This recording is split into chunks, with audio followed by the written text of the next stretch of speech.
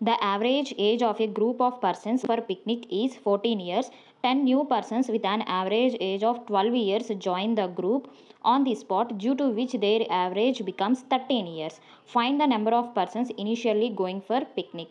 So ఇక్కడ ఏమంటున్నారు, ఇనిషియల్గా యావరేజ్ అనేది 14 ఇయర్స్ ఉంది. సో హౌ మెనీ పర్సన్స్ అని ఇచ్చారా, ఇవ్వలేదు. So then it will be taken as X.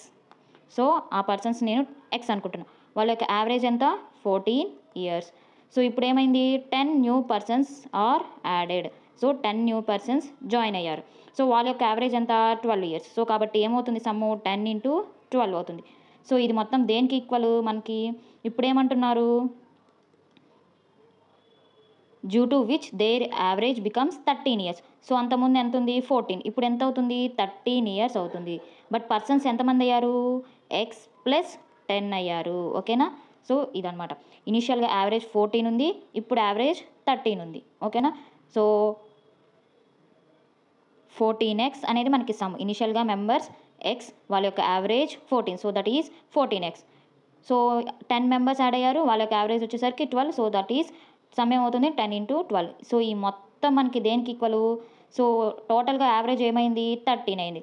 But persons ఏమయ్యారు, ఎక్స్ ప్లస్ 10 అయ్యారు. సో దాని యొక్క సమ్ ఏమవుతుంది, ఎక్స్ ప్లస్ 10 ఇంటూ 13. ఓకేనా. సో ఈ రెండు మనకి ఏమవుతాయి, ఈక్వల్ అవుతాయి.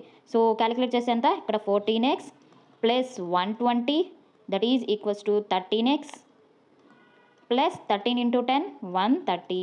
సో ఏమవుతుంది, 14x minus 13x, X 130 minus 120 10 అవుతుంది. సో ఇనిషియల్గా ఎంతమంది ఉన్నారు, 10 మెంబర్స్ ఉన్నారు. So option is B.